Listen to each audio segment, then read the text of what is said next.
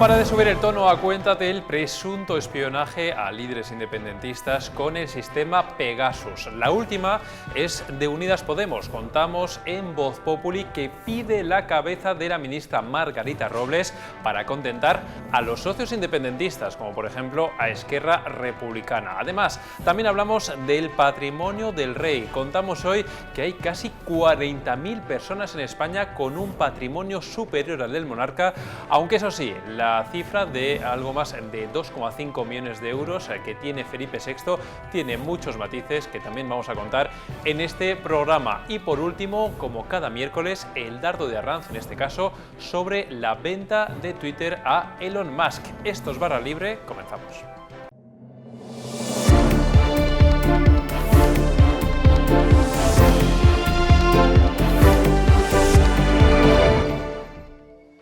Y comenzamos ya esta edición de Barra Libre hablando del enésimo incendio que tiene el Partido Socialista encima de la mesa, con sus apoyos e incluso socios de coalición haciéndole presión y muy fuerte, además a una ministra en concreto. Javier Portillo, ¿qué tal? ¿Cómo estás? ¿Qué tal, Alberto? A ver, hablamos del presunto espionaje a unos 60 líderes independentistas catalanes. Hemos visto una confrontación tremenda entre el Partido Socialista y sus socios y han puesto el acento en las últimas horas especialmente en Margarita Robles, la ministra de Defensa.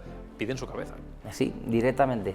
Ahora mismo hay, como bien comentas, una confluencia de los partidos de la investidura que sustentan el gobierno de coalición, con una posición muy beligerante por el escándalo de Pegasus, del supuesto espionaje ejecutado dentro del Ministerio de Defensa, del CNI, a políticos, periodistas, independentistas catalanes, vascos, etcétera.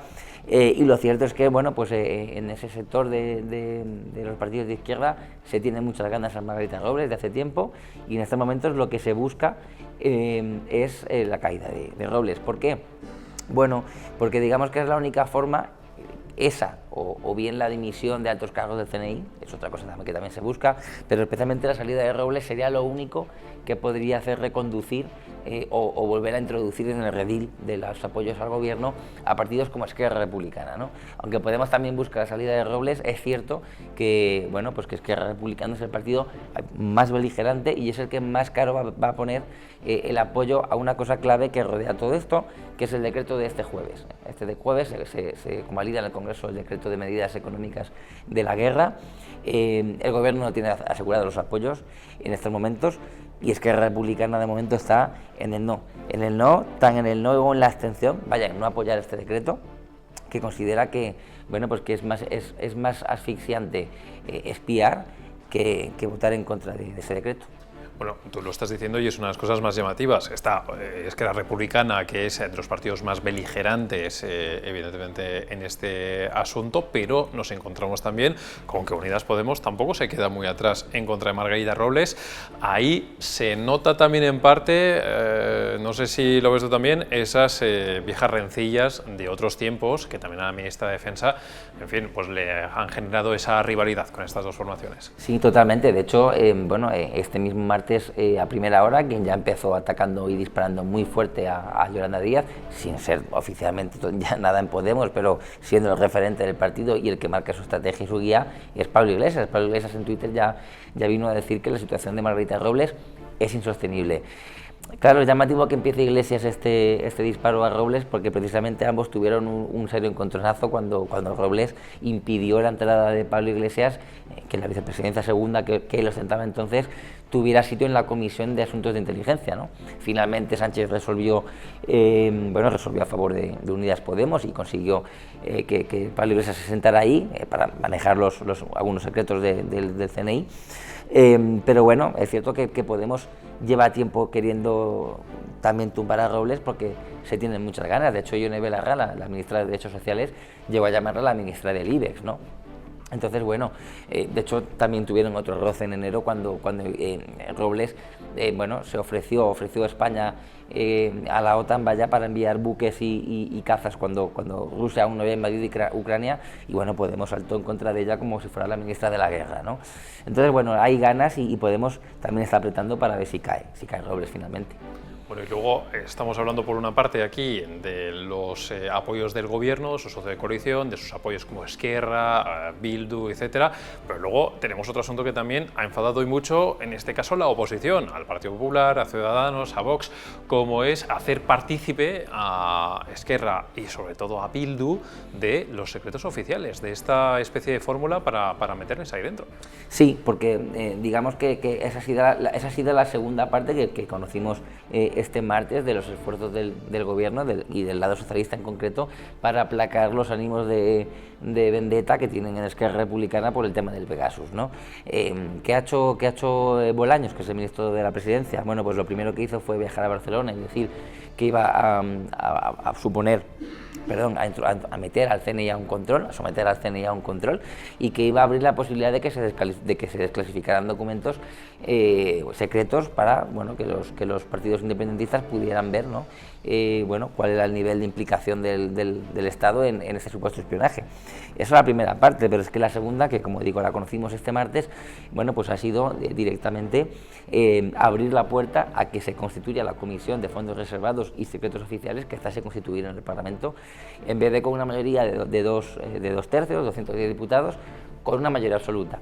¿Eso qué permitiría? Bueno, pues permitiría la entrada de partidos como Esquerra, como Bildu, para que todos los grupos parlamentarios tengan un representante ahí y todos sepan lo que se cuece dentro, ¿no? Algo que, claro, escandaliza, como bien dices, en la oposición, en el PP, etcétera, etcétera. Pero es que el PSOE también se agarra a que Esquerra Republicana tampoco le interesa entrar si entra Vox. Entonces, bueno, digamos que hay un compendio de una disputa gorda que Meritxell Batet ha querido solucionar proponiendo esto, que tiene que pasar el trámite en el Congreso para ver si finalmente se adelanta o no. Está por verse. Hay un compendio y una disputa en el cual vemos cómo el Partido Socialista se ha montado un incendio con unos y ha acabado también enfadando a los otros, con lo cual aquí vemos cómo este asunto también va a traer con los próximos días y seguiremos analizándolo seguro y hablando de ello. Javier Portillo, muchísimas gracias como siempre. Gracias a ti, Alberto.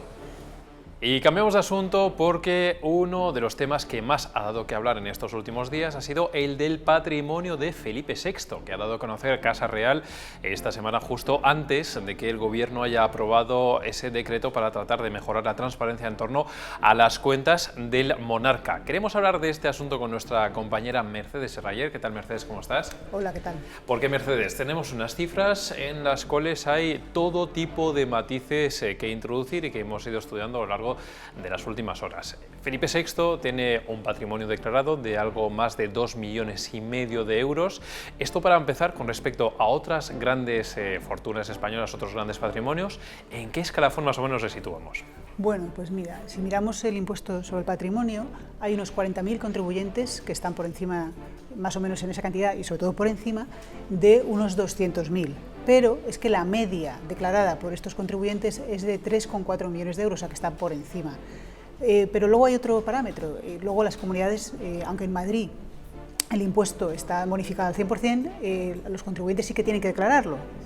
Y esto nos arroja un escenario en el que en Madrid la media es de 10 millones de patrimonio declarado, de unos 19.000 contribuyentes que declaran en Madrid y están en una media de 10 millones. Entonces, bueno, pues está por debajo de las medias, tanto la nacional y sobre todo la de Madrid. O sea, nos encontramos con casi 40.000 personas con un patrimonio superior al declarado de Felipe VI, una media dentro de la Comunidad de Madrid que está en torno a los 10 millones de euros, 4 veces más que el patrimonio del monarca, pero claro, ahora vienen otros matices, como por ejemplo, que más allá de ese patrimonio, no hay que olvidar que Casa Real también tiene un presupuesto anual que es totalmente independiente de estas cifras que hemos conocido, con lo cual aquí también, en fin, como decimos, hay muchos matices. Sí, bueno, la Casa Real tiene un presupuesto en este año en el que está por encima de los 8 millones. Ahí tenemos el sueldo del monarca, que está en 200.000, en concreto 258.000 en este año. Entonces, lo que él en este ejercicio explica al comunicado de la Casa Real, lo que se hace es que él está poniendo ahí en los últimos 25 años lo que ha ido cobrando por su trabajo al servicio del Estado, ¿no? Es lo que ha ido cobrando, y aquí descontamos los impuestos pagados y las retenciones y arrojan pues estos 2,5 millones, ¿no? Así que bueno, a esto se suman, aparte, luego se desglosa. Entonces tenemos que hay una parte que sería todo como depósitos, cuentas, valores, lo que llamamos capital mobiliario, ¿no? Y en este caso sí que sigue más o menos la estructura de lo que declaran los contribuyentes al impuesto, que es la parte mollar de lo que se declara, pero luego, claro, hay una diferencia. Los inmuebles también tienen su peso, en el caso del resto de contribuyentes, pero en este caso, en el caso real no aparecen, es patrimonio del Estado, ¿no? Y luego también se desglosa lo que llaman arte, joyas, antigüedades, que esto la agencia tributaria lo denomina bienes suntuarios, pero claro, hay una doble división para el resto de contribuyentes que engloba aeronaves, yates y vehículos que en el caso real no aparecen, se centra en la otra parte que es joyas, antigüedades y demás. Que esto en el resto de contribuyentes tiene un peso muy reducido, pero en el caso real es mayor.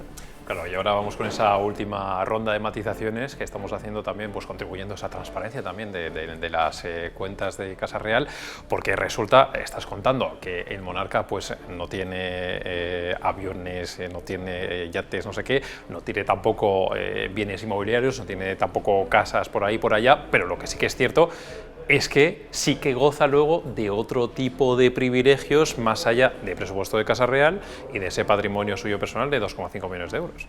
Sí, bueno, pues este tipo de productos y de bienes son patrimonio del Estado, ¿no? Entendemos que no hay tributación en especie por estos beneficios, que en el caso de una empresa privada, pues los trabajadores sí que tienen que contribuir en este sentido, ¿no? Pero sí que es verdad que en la esfera pública hay otros casos de funcionarios, diputados, que tienen ciertas exenciones de este tipo. Así que por lo que podemos saber, de lo que aquí se informa, pues no hay tributación, parece ser. Y bueno, luego sí que se informa, que es curioso, de que todos los años cumple con su declaración de renta y de patrimonio, asistido por la agencia tributaria, en concreto por la Delegación Especial de Madrid, que es bueno, la que le tocaría, ¿no?, a cada uno que tenemos asignado, y no está asignado a la Delegación Central de Grandes Contribuyentes, que es la que se encarga de muy grandes empresas, pero también de grandes patrimonios. No hay un criterio único para grandes patrimonios, es un poco la agencia la que los asigna y les envía una carta considerando que deben declarar ahí. En su caso está en la delegación, digamos, de Madrid general, que nos tocaría a cada uno, ¿no? Bueno, pues me quedo con tres grandes titulares. El primero, que hay casi 40.000 personas con un patrimonio superior al del monarca. El segundo es todos estos matices que hemos ido incluyendo en esa comparativa. Y el tercero, esto que también estás indicando que es muy interesante, de que la propia agencia tributaria hace esa labor, digamos, de acompañamiento, entre comillas, a la hora de hacer esa declaración por parte de Casa Real, que vemos en el monarca, que vemos que aquí no está nadie exento de hacerla. Mercedes Serrayer, muchísimas gracias por la información. A vosotros. Bueno, y todos esos matices y esos datos los tienen disponibles, por supuesto, en la noticia de nuestra compañera Mercedes, pero además nuestro compañero Gaby Sanz también tiene una opinión al respecto de este asunto que escuchamos ahora mismo. Felipe VI ha decidido hacer público su patrimonio, 2,5 millones de euros. Al tiempo, el Gobierno ha aprobado un Real Decreto por el que se cambia la estructura y funcionamiento de la Casa del Rey. Ya saben, a partir de ahora será el Tribunal de Cuentas el que audite las cuentas de la Jefatura del Estado, además de que los altos cargos de la Casa van a tener que hacer declaración de patrimonio para que no haya dudas. Se van a implementar nuevas fórmulas de contratación para que no quepa ninguna duda de que en la más alta magistratura de España no caben los cambalaches. El problema que tiene Felipe VI no es el dinero que viene del presupuesto general del Estado, que está absolutamente tasado y por otro lado es muy difícil de fraudar. El problema viene de 40 años de ejecutoria de su padre, Juan Carlos I, que según la revista Forbes amasó una fortuna ilegal de 1.700 millones de dólares a base de comisiones ilegales. Ese es el problema. Felipe VI renunció el 15 de marzo de 2020 a cobrar cualquier parte de esa herencia y a formar parte de cualquiera de las sociedades que tiene su padre offshore ilegales por todo el mundo. El problema que va a tener el jefe del Estado, no ya Felipe VI, hijo de Juan Carlos I, es qué va a hacer cuando su padre fallezca y haya la famosa repartición, la declaración de herederos. ¿Va a aceptar sin más que esa fortuna ilegal se reparta entre sus hermanos, sus sobrinos, su madre, llegado el caso, si vive, o va a obligarles a implementar una declaración de Hacienda que regularice todo ese patrimonio de un Estado que se siente defraudado por quien menos lo pensaba, por su jefe? Y como cada miércoles queremos acabar este programa con el dardo de Rubén Arranz, en esta ocasión sobre otro de los temas de la semana que sin duda también habrán escuchado, como es la compra de Twitter por parte de Elon Musk. Con esto despedimos esta edición de Barra Libre y volveremos mañana con más contenidos. Querido espectador, el magnate Elon Musk ha anunciado la compra de Twitter por 44.000 millones de dólares. Las primeras reacciones que se han producido han sido, digamos, las de celebración porque ha prometido el comprador aumentar los índices de libertad de expresión, poner fin a la censura en esta plaza pública que se ha convertido en una de las más influyentes, si no la que más, de Internet.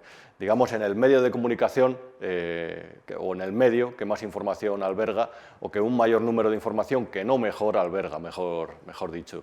Estas celebraciones, como siempre, yo las cogería con pinzas. ¿Por qué? Porque siempre que un magnate compra algo es para hacer negocio, es para defender sus intereses. Y este empresario tiene intereses en algunas industrias que proponen un cambio de paradigma en modelos como de la movilidad. Por tanto, evidentemente, si compra Twitter, habrá que ver si consiente que se perjudica sus negocios con determinadas opiniones. Algo así ocurrió cuando se criticó, el propio Donald Trump lo criticó cuando Jeff Bezos compró Washington Post y le dijo que evidentemente eso servía para impulsar el negocio de Amazon, que es de su propiedad.